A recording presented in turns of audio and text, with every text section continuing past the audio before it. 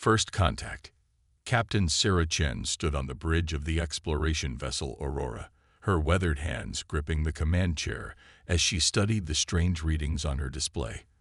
After 15 years of deep space exploration, she had seen plenty of anomalies, but this signal was different. It wasn't random cosmic noise or a natural phenomenon. This was artificial, deliberate, and desperate. Analysis complete, Captain, reported Lieutenant Marcus Rodriguez from the science station. His young face showed the excitement that Sarah remembered feeling during her first years in space. The signal is definitely a distress call. The mathematical patterns are too complex to be anything but intelligent design. Sarah nodded slowly, her gray-streaked hair catching the blue light from the displays. Distance to source. 3 light years, Captain. In the Epsilon Eridani system, our databases show no human presence there. The bridge fell silent. Every crew member understood what this meant.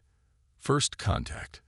The moment humanity had been preparing for since they first looked up at the stars and wondered if anyone else was looking back. Plot a course, Sarah ordered, her voice steady despite the magnitude of the moment. Maximum safe speed, and send a message back to Earth Command. Tell them we may have found what we've been looking for. The Aurora's engines hummed to life, bending space around the ship as it jumped to faster-than-light speed. Sarah retreated to her ready room, pulling up every protocol Earth's governments had created for this scenario. Hundreds of pages of procedures, guidelines, and contingencies. But she knew that when the moment came, she would have to trust her instincts. 3 days later, the Aurora dropped out of FTL at the edge of the Epsilon Eridani system. What they found made Sarah's breath catch in her throat. A massive ship, easily 3 times the size of the Aurora, drifted in space. Its hull was scarred with weapon impacts, and large sections were exposed to vacuum. But lights still flickered within, and the distress signal continued its plaintive cry across the void. Life signs detected, Rodriguez announced. Multiple biosignatures, but they're weak. Whatever happened here, Captain, it was bad. Sarah straightened her uniform. Assemble a first contact team. Full environmental suits, medical supplies, and translation equipment. We're going aboard. The alien ship's airlock was compatible with human technology, a fortunate coincidence that would later be explained by the universal principles of engineering. As Sarah's team entered the vessel, they were struck by its beauty despite the damage. The corridors were wide and tall, with walls that seemed to glow with an inner light. Intricate patterns covered every surface, creating an effect that was both artistic and functional. They found the survivors in what appeared to be a medical bay. 7 beings, humanoid but clearly not human, lay on beds that hummed with healing energy. Their skin was a pale blue-green, with patterns that shifted like oil on water. Large eyes, proportionally bigger than human eyes, flickered open as the team approached. The tallest of the beings, despite obvious injuries, managed to sit up. When it spoke, the sounds were musical, almost like singing. Sarah's translation device struggled for a moment before producing words. You heard us. You came. The voice was weak, but filled with gratitude. I am Helix, guardian of this vessel. We are Viridian. We did not know if anyone would answer. Sarah stepped forward, removing her helmet now that scans showed the atmosphere was safe. I am Captain Sarah Chen of Earth. We heard your distress call. What happened here? Helix's large eyes filled with what could only be sorrow. The Korthak. They expand their empire without mercy. Any who refuse to submit are destroyed. We fled our colony world when they came, but they pursued us. Our ship is dying. Our people. The Viridian's voice broke. Over the next hours, as Sarah's medical team worked to stabilize the survivors, the full story emerged. The Viridians were a peaceful species, devoted to art, science, and philosophy. They had achieved interstellar travel not through military necessity, but through pure curiosity about the universe. When the Korthak Empire found them, they offered only 2 choices: complete subjugation or annihilation. We chose to flee, Keelix explained, strength returning as human medical technology supplemented Viridian healing. We sent distress calls in all directions, hoping someone, anyone, might help. The galaxy is vast, but kindness seems so rare. Sarah felt a responsibility settle on her shoulders like a heavy cloak. Earth's politicians would debate, the military would assess, but here and now she faced a species in need. "You're safe now," she said, making a decision that would change human history. "Earth will help you." The journey back to Earth took weeks. During that time, Sarah's crew learned more about their guests. The Viridians possessed advanced technology, but had never developed weapons of war. Their ships could fold space for travel, their medical science could cure diseases that still plagued humanity, but they had no defense against the Korthek's brutal efficiency. Young Lieutenant Rodriguez spent hours with a Viridian named Thala, sharing human music and art. The Viridian's skin patterns danced with delight at the sound of a violin, and Thala created visual compositions in response that left the humans speechless. Cultural exchange happened naturally, two species discovering common ground in their appreciation for beauty. Dr. James Park, the Aurora's chief medical officer, worked closely with Viridian healers. "Their understanding of biology is incredible," he reported to Sarah. "They see life as a harmony to be maintained, not a machine to be fixed. We could learn so much from each other." As Earth came into view, Sarah prepared her report. She knew there would be fear. Humanity had always imagined first contact might bring invasion or conflict. Instead, it brought refugees seeking help, offering friendship, and warning of a greater threat. The Aurora was directed to Luna Base, Earth's primary space facility. As news of the first contact spread, the world held its breath. Politicians argued, religious leaders debated theological implications, and ordinary people wondered what this meant for humanity's place in the universe. Sarah stood with Keelix as they prepared to meet Earth's leadership. The Viridian touched her shoulder gently, a gesture they had learned humans used for comfort. "You took a great risk helping us," Keelix said. "Your people may not welcome strangers who bring news of danger." Sarah smiled, thinking of how her crew had embraced their new friends. Humanity has always been at its best when helping others. We may be young compared to the rest of the galaxy, but we understand that standing together is stronger than standing alone. The meeting that followed would be remembered as a pivotal moment in human history. Earth's leaders, faced with evidence of the Korthek threat and the reality of peaceful aliens seeking help, made a choice that defined humanity's character. They chose compassion over fear, alliance over isolation. As the first official treaty between Earth and another species was signed, Sarah watched from the observation deck. Below, Earth turned in its ancient dance, blue and green and beautiful. Soon, it would join a larger community, face greater challenges, and discover what humans were truly capable of when the stakes were highest. The Viridian refugees were given sanctuary, and plans began for a formal alliance. Technology would be shared, cultures would merge, and together, they would prepare for whatever the Korthek might bring. The age of humanity standing alone in the universe was over.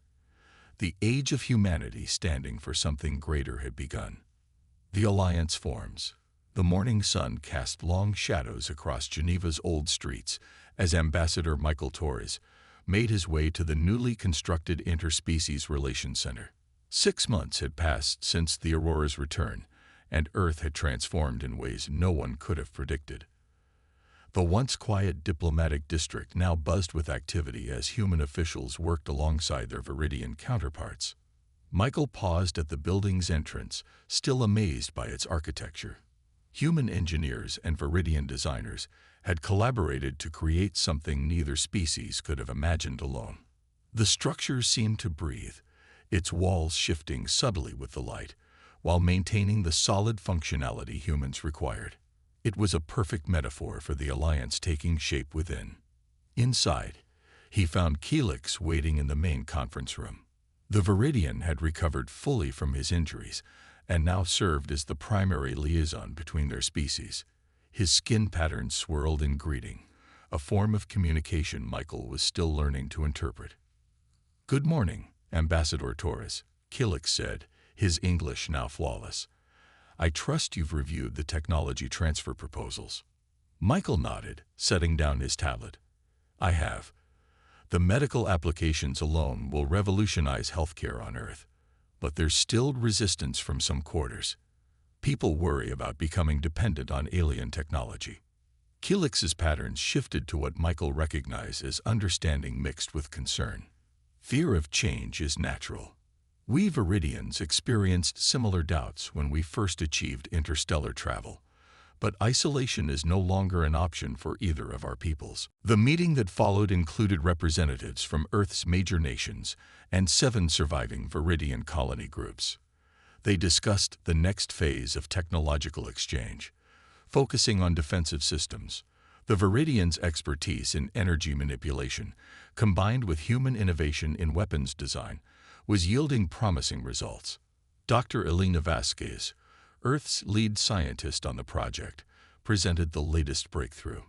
By adapting Viridian shield harmonics to our existing defense platforms, we've created an energy barrier that can withstand significant impact. It's not military grade by Korthak standards yet, but it's a start. Across the planet, similar collaborations were taking place. In Mumbai, human doctors worked with Viridian healers to develop treatments for previously incurable diseases. In Sao Paulo, engineers merged human manufacturing techniques with Viridian energy efficiency, creating new industries overnight. In Toronto, artists from both species created fusion works that defied traditional categories. Captain Sarah Chen, now promoted to admiral and leading Earth's expanding space fleet, supervised the construction of humanity's first interstellar warships. The designs incorporated Viridian faster-than-light technology with human tactical systems. She stood on the observation deck of the Armstrong shipyards, watching welders work on the hull of the UES Defiance. "Your people learn quickly," observed Thala, the young Viridian scientist who had become her technical advisor. "In 6 months, you've adapted technologies it took us centuries to develop." Sarah smiled grimly. "Humans have always been good at weaponizing things. It's keeping the peace that challenges us." The cultural exchange programs exceeded all expectations. Young humans traveled to the temporary Viridian settlements established in Earth's orbit, while Viridian artists and scholars lived among human communities. Language barriers crumbled as translation technology improved, but more importantly, as people discovered universal concepts that needed no translation. James Kim, a violin player from Seoul, performed alongside Viridian light sculptors in concerts that sold out instantly. The music seemed to make the light dance, while the light gave the music visible form. Audiences left these performances changed, having experienced art in dimensions they hadn't known existed. Not everyone embraced the changes. The Earth First movement, led by former General Robert Hayes, argued that humanity was losing its identity. They held rallies denouncing the alliance, claiming humans were becoming subordinate to alien influence. "We survived and thrived for millennia without their help," Hayes declared at a protest in London. "Why do we need them now?" The answer came sooner than anyone expected. The Joint Earth-Viridian Monitoring Station at the edge of the solar system detected them first. 12 Korthak scout ships, moving in perfect formation, entered human space without warning. They made no attempt at communication, instead launching probe drones toward Earth's outer colonies. Admiral Chen scrambled the fleet from her command center on Luna Base. "All ships, defensive positions around Mars colony. Do not engage unless fired upon. Repeat, do not engage unless necessary." The 3 human Viridian hybrid ships, still in their shakedown phase, moved to intercept. Captain Lisa Walker commanded the UES Unity, humanity's first vessel equipped with Viridian shields. "Korthak vessels, this is the United Earth Ship Unity. You have entered sovereign human space. State your intentions." The response came not in words but in violence. The lead Korthak ship fired without warning, a beam of energy that would have vaporized the Unity if not for its new shields. The barrier held, flickering but intact. "Return fire," Walker ordered. "All ships, engage." The battle was brief but illuminating. Human weapons, enhanced by Viridian technology, proved surprisingly effective. The Korthik scouts, expecting easy prey, found themselves facing an enemy that fought with desperate innovation. 3 Korthik ships were destroyed before the others retreated, their first defeat in decades. On Earth, the attack silenced the critics. General Hayes himself appeared on global broadcasts, his face grave. "I was wrong," he admitted. "The threat is real, and we cannot face it alone. I pledge my full support to the Alliance." The unity forged in that moment transformed Earth's society. Resources previously spent on internal conflicts were redirected to planetary defense. The brightest minds from both species worked together with new urgency. In underground bunkers and orbital laboratories, weapons were designed that merged human creativity with Viridian precision. Lieutenant Marcus Rodriguez, the young officer who had first analyzed the Viridian distress signal, now led a special unit training in combined tactics. His team included humans and Viridians working as one, learning to complement each other's strengths. The Viridians' ability to sense energy fluctuations paired perfectly with human intuition in combat. The Viridian Elder Council, survivors who had escaped the early Korthak attacks, shared their most closely guarded secrets. Ancient texts spoke of other species who had resisted the Korthak, some successfully, others now extinct. Maps of distant star systems were revealed, showing potential allies and strategic resources. As Earth's defenses grew stronger, so did the bonds between the two species. Intermarriage began to occur, creating the first human Viridian families. Children played together in parks where human jungle gyms stood beside Viridian harmony gardens. Schools taught both human history and Viridian philosophy. The technology exchange accelerated beyond initial projections. Human engineers, with their talent for improvisation, found applications for Viridian science that surprised even the Viridians themselves. Energy weapons that could slice through Korthak armor. Shield generators that could protect entire cities. Communication systems that could coordinate fleets across light years. 6 months after the first Korthik probe, Earth stood transformed. From a single planet looking outward with curiosity, it had become the center of a growing alliance.